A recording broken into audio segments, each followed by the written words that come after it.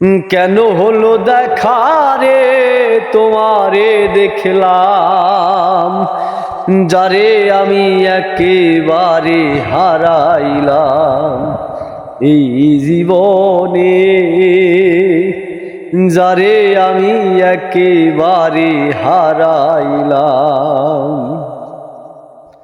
কোন মুখে দাঁড়াইয়া বলবো এই মনের কথা, কথা শুনে তুমি যদি পাও গো ব্যথা। কোন মুখে দাঁড়াইয়া বলবো মনেরই কথা,